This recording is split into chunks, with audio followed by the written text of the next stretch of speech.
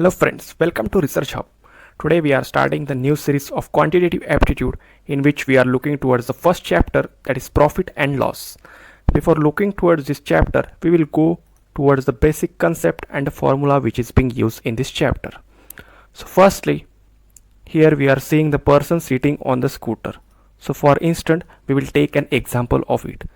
The man, in the first case, he is the customer and he purchased a bike for rupees 50,000. Okay, he has purchased the bike for rupees 50,000, and after that he has used such a bike, enjoyed the bike for 3 months, and then sold the bike for rupees 40,000. Okay, so in this whole transaction he infer the loss of rupees 10,000. Okay, so this is the one of the practical example of loss.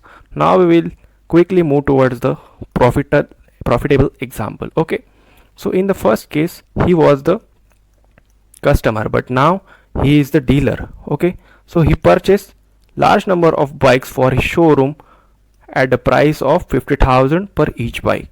Now he sell to the customer at a rate of 60,000 per each bike. The customer bought from him at a price of 60,000. So on each bike he get a profit of rupees 10,000. Okay, so this is an example of profit and loss, and these are the conceptual meaning of these terminologies. Now we will move towards the keyword which is mainly being used in this chapter. So first keyword, that is CP. Its meaning is cost price. Okay, this is the important factor over all this chapter. Second keyword, that is SP, that is selling price. Okay, now the third keyword and the important keyword on which we are doing all the problems, that is 100%. Okay, so in this all chapter we will take always 100% as the CP. Okay, after taking 100% as a CP, then only we will solve the problem. Okay, so these are the main concepts: CP, SP and 100%. Only we have to focus on these 3 points. Basically, looking towards the formula, so the first formula is profit is equals to SP minus CP. SP means selling price, CP means cost price. When the SP is greater than CP, we get a profit. Okay, the man gets a profit. Here in the second case, loss means CP minus SP. When CP is greater than SP, we get a loss.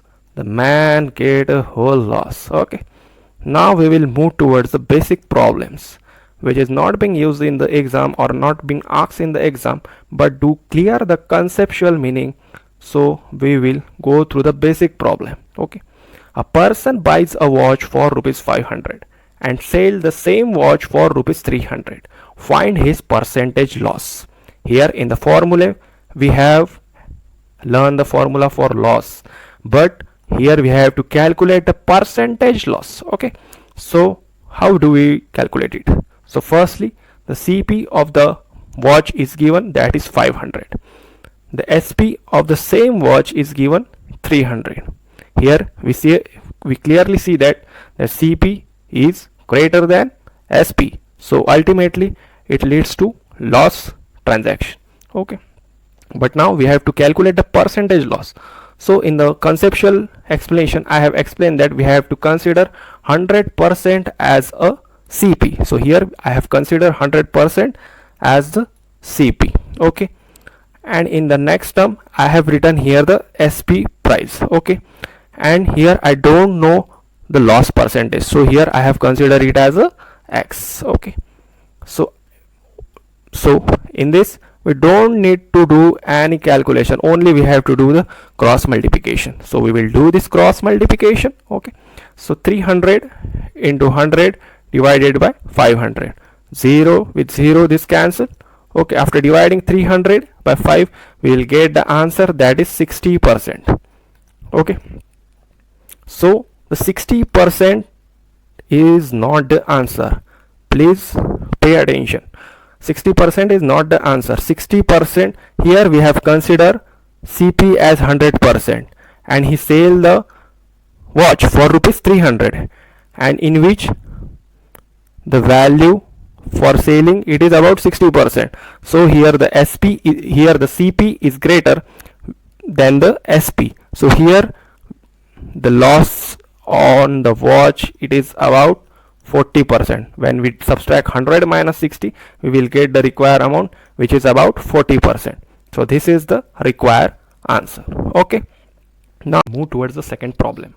A person incurs a loss of 5% by selling the bicycle for rupees 1007. At what price the bicycle be sold to earn 5% profit? Here we have to use our primary concept of 100%. Whenever there is loss is given, we have to subtract it from 100, and whenever we have profit is given, we will add it to 100. So here in the first case, a loss of 5% is given. So that's why, and the selling price is being also given. So we will specify it. So SP that is given. Now here the loss of 5% given. So we will subtract it from 100%. So here I have written it as a 95% and the SP is written on one side.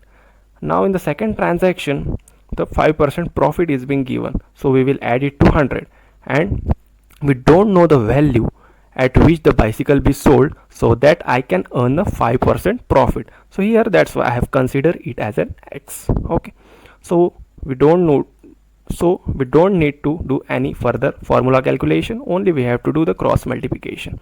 Okay, so here after doing the cross multiplication, if we cancel it by 5, we will get here 19 and then this as a 21. Okay, again further cancelling 19 by 1007, we get 19 5s are 595, 557, 5 remain 57, 19 3s are 57. Okay, so when we multiply 21 with 53, wait for a second. Okay,